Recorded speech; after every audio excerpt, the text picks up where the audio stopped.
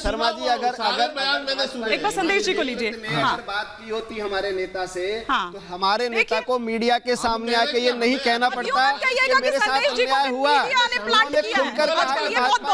हमसे बात नहीं की, भाजपा के नेताओं ने हमसे कोई भी डिस्कशन नहीं किया सीट बंटवारे को लेकर। इतनी ईमानदार दल के नेता, इतना बड़ा सहयोग हमारा, उसके बाद आपने हमसे बात। मैं मान लेती हूँ कि मेरी गलती है, मेरी गलती है, मैं मान लेती हूँ। आज शर्मा जी वैसे भी बहुत नाराज नजर आ रहे हैं। कॉन्फ्रेंस में कहा है, पूरे देश के मीडिया के सामने कहा है, बात कर रहे हैं। मेरे मित्र को इतनी जानकारी यदि नहीं है, यदि मेरे मित्र को इतनी जानकारी नहीं है तो मैं उसके लिए मैं जिम्मेदार नहीं। आपको जानकारी होना चाहिए कि गठबंधन की बातें आज से नहीं चल रही हैं। सीटों के संदर्भ में वार्ता आज से नहीं चल रही है। गठबंधन के विषय में चर्चा पिछले 3 महीने से चल रही है।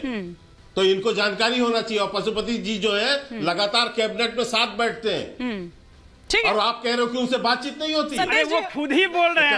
ऐसे बैठते थे क्या वो? संदेश जी, शर्मा जी आज उन्होंने खुद ये बात ऑन रिकॉर्ड कही है। चलिए कोई बात नहीं, चलिए कोई बात नहीं, हो सकता है आप नहीं सुन पाए हो, स्किप हो गया, स्किप हो गया, हो सकता है शर्मा जी, हो सकता है, कोई बड़ी बात नहीं। उन्होंने कहा होगा, वो समझे इस बात को। अरे सर, उन्होंने ऑन रिकॉर्ड, ये ऑन रिकॉर्ड है स्टेटमेंट। उन्होंने कहा है क्या आज जब इस्तीफा दिया है तो सर ये पशुपति पारस ने कहा। और रिकॉर्ड वो बोले, ठीक है शर्मा जी, हो सकता है आपसे स्किप हो गया हो, लेकिन संदेश जी आज आप लोग कह रहे हैं कि नाइंसाफी हुई है। ये नाइंसाफी आपको तब नहीं लगी जब चिराग पासवान के साथ ठीक यही सब हो रहा था जो आज आप लोग महसूस कर रहे हैं, नाइंसाफी? देखिए, हमारे एक साथी ने कहा कि चाचा 420 हैं। हाजीपुर की जनता आने वाले लोकसभा में बताएगी कि चाचा 420 है या भतीजा 840 है। ये वक्त बताएगा। भारतीय जनता पार्टी के साथ पूरी रणनीति बनाकर जो काम हुआ, उसके इंसानियत, एक आदमी का सभ्य होना, एक आदमी का ईमानदार होना, ये बताता है कि कैसी नाइंसाफी इस देश में हो सकती है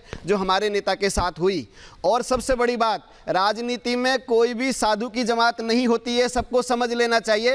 हाजीपुर की जनता पशुपति पारस जी के साथ है और माननीय रामविलास पासवान जी ने, हमारे नेता ने अपने जीवित रहते हुए उस सीट से पशुपति पारस जी को खड़ा किया था और वहां से जिताया था और वहां से सांसद बनाया था। चिराग पासवान को जमुई की सीट दी गई थी, तो उत्तराधिकारी आप किसको समझेंगे? मैं जिंदा रहते अगर अपने भाई को अपना उत्तराधिकारी बनाता हूं तो इसका मतलब ये नहीं है मेरा बेटा उत्तराधिकारी माना जाएगा। मेरा बेटा तब उत्तराधिकारी माना जाएगा जब मैं जीवित नहीं हूं और मेरा भाई उस सीट पे खड़ा हो जाता है। पारस जी को स्वयं रामविलास पासवान जी ने बनाया, सांसद बनाया और संसद भेजा।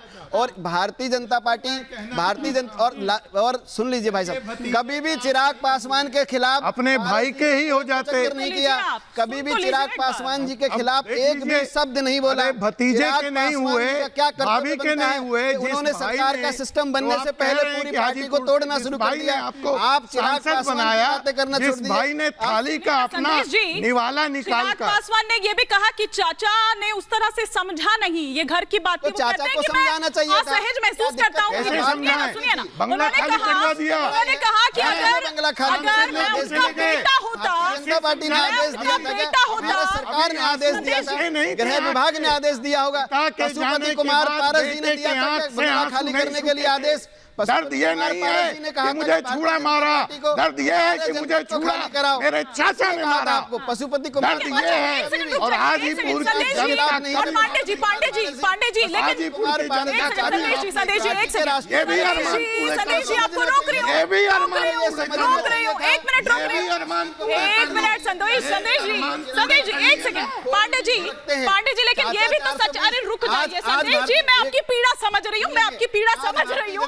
आपके साथ है तो आपको चाचा 420 लग रहे हैं, कल आपके खिलाफत में होंगे, हम हाजीपुर जीतेंगे। यही भारतीय जनता पार्टी आपको 840 संदेश जी, मैं आपकी पीड़ा समझ पा रही हूँ, लेकिन पांडे जी से मेरा सवाल है, पांडे जी, लेकिन हाजीपुर में पूरा, अगर 1 मिनट सुनिएगा कि नहीं सुनिएगा, मैं बड़ी खबर का रुख कर रही हूँ। राहुल गांधी के बयान पर बीजेपी का हमला, राहुल गांधी ने हिंदुओं का अपमान किया है, ये बीजेपी बोल रही है। कांग्रेस की विचारधारा हिंदू विरोधी है, देश ये बर्दाश्त नहीं करेगा। राहुल गांधी क्या किसी अन्य धर्म पर इस तरह का बयान दे सकते हैं? हिंदू आस्था का अपमान कांग्रेस की आदत बन गई है। इस पर तो क्विक रिएक्शन मैं वरुण पुरोहित जी का चाहूंगी, तब अपना सवाल जो मैं पूछना चाह रही थी वो पांडे जी से लूंगी। वरुण पुरोहित जी, आदत हो गई आप लोगों की हिंदू धर्म का अपमान करने की?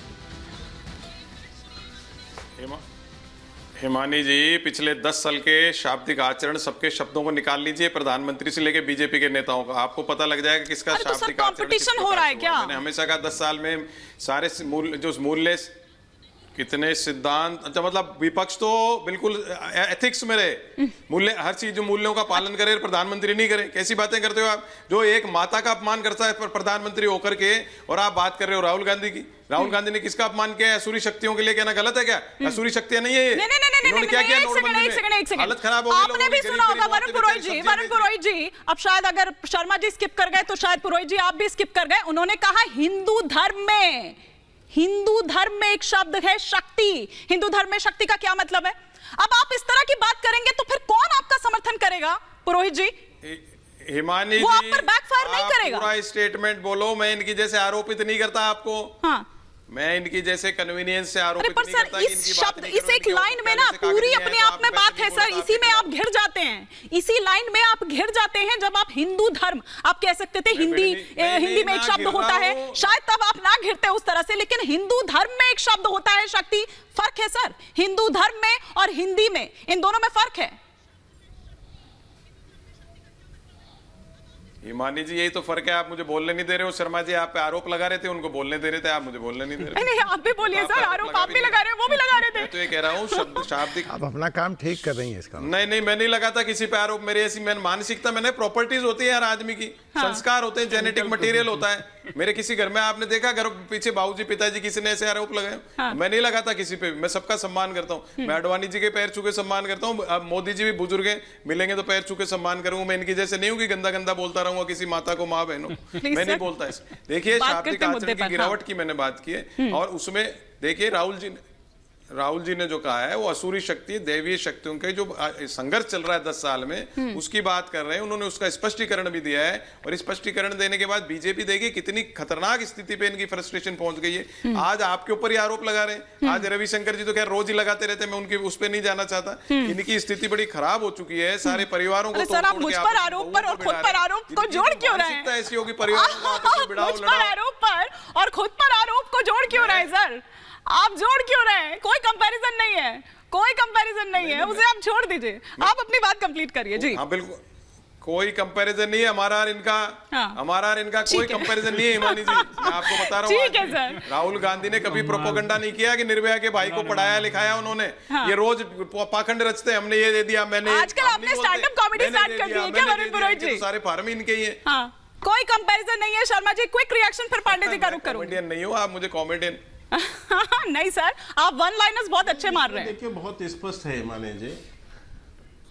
नहीं, देखिए इसमें बहुत स्पष्ट है मानी जी, क्योंकि अभी जब सनातन धर्म को इनके ही गठबंधन के लोगों ने डेंगू मलेरिया से सब कुछ कहा, तो यही इनकी पार्टी के ही संगठन महामंत्री इनके जो थे वेणुगोपाल, उन्होंने कहा भाई अभिव्यक्ति की स्वतंत्रता है, वो सनातन को गाली दे, डेंगू मलेरिया कहे, इसमें हमें कांग्रेस को कोई एतराज नहीं, स्पष्ट कर दिया। बाकी उसकी जो प्रतिवाद न करते हुए मौन स्वीकृति भी दी। तो वही मानसिकता राहुल गांधी की और गांधी परिवार की तो हमेशा से रही है। तो वही राहुल गांधी की जो मानसिकता थी, वो मानसिकता शब्दों में बाहर आ गई। उन्होंने कहा कि हिंदू धर्म में एक शब्द होता है शक्ति, मैं शक्ति का विनाश कर दूंगा। तो भाई ठीक है, आपके मानसिकता ये है। हमारे यहाँ तो शक्ति जो है, हिंदू धर्म में जो शक्ति का संदर्भ है वो देवी से है, देवी शक्तियों से है, और देवी शक्तियों का जो है विनाश करेंगे ये। तो ये सीधा इनको सनातन को गाली देना, हिंदू विरोधी होना, ये इनकी मानसिकता बन चुकी है। ठीक है, ये इनकी मानसिकता बन चुकी है।